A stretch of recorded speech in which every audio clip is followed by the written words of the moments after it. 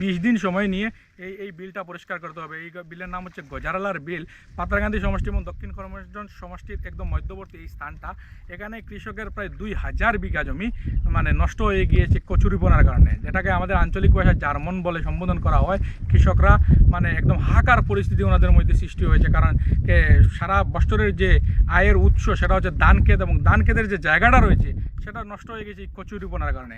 আজ থেকে 5-10 বছর পূর্বে এই জায়গাটা ছিল জিওল গাছের আক্রমণে, এবং জিওল কিছুটা শেষ হয়েছে। ক্ষেতের মোটামুটি একটা মধ্যবর্তী স্থানে আজ থেকে 5 বছর আগে উপযোগী হয়ে উঠেছিল, কিন্তু আবার জেগে উঠেছে বন্যার জলে কচুরিপনা, এবং কয়েক হাজার বিঘা জমি এখানে কচুরিপনার নিচে। এগুলো পরিষ্কার করতে রোজ 12 জন মানুষ এক নাগাড়ে কাজ করে যাচ্ছেন বিগত 5 দিন থেকে, এবং আগামী আরও 15 দিন কাজ করতে হবে। 20 দিনের লক্ষ্যসীমা নির্ধারণ করে ওনারা কাজে হাত দিয়েছেন, এবং রোজ 10,000 টাকা খরচ আসছে, অর্থাৎ মিনিমাম 2 থেকে 2.5 লক্ষ টাকা খরচ আসছে। তাই প্রশাসনকে এই বিষয়ে দৃষ্টি আকর্ষণ করার জন্য অনুরোধ রাখলো। ধন্যবাদ। এই যে ধীরে ধীরে ধীরে ধীরে কচুরিপনাগুলো বেশি আসছে, এগুলো কচুরিপনা বেশি আসার সাথে সাথে এই এলাকার কৃষকদের ভাগ্য নতুন করে খুলছে। এই দেখুন আমার সামনে ঠিক ধীরে ধীরে ধীরে ধীরে ধীরে ধীরে করে এদিকে গিয়ে এগুলো লঙ্গাই নদীর জলে যাবে। আমার ঠিক সামনে যে পাহাড়গুলো দেখতে পাচ্ছেন সেটা হচ্ছে বাংলাদেশ লাগোয়া ভারতের পাহাড়, এবং অর্ধেকটা বাংলাদেশের অর্ধেকটা ভারতের। এবং এই যে জায়গায় বর্তমানে অবস্থান করছে সেই জায়গাটার নাম হচ্ছে গজারালার বিল।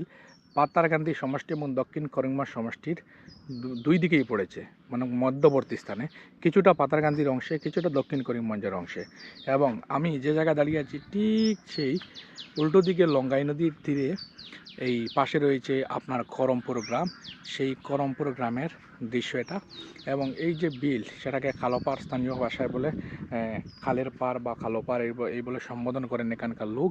এবং ওইদিকে কাবাড়িবন্ধ, কাশেরগাঁও এগুলো গ্রাম, ওইদিকে টিলাবাড়ি, এরপরে কী বলে ডেফলালা, এরপরে এই যে জোরবাড়ি, তারপরে এই লক্ষ্মীপুর, তারপরে এই কর্নারের দিকে আপনার মেন্দিবাড়ি, আর ওই সাইডে আপনার পড়ে করমপুর।